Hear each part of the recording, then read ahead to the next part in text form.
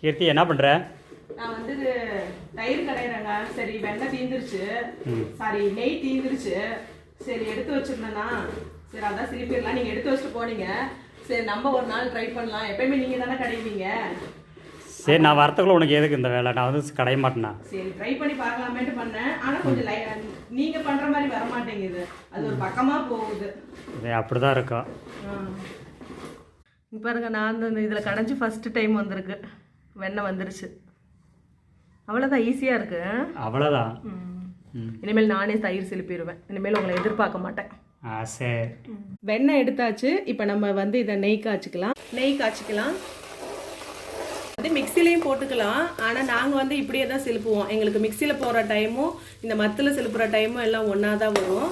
அதனால நாங்கள் எங்களுக்கு ஈஸியாக இருக்கும் இந்த மத்தில் சிலுப்புறதே.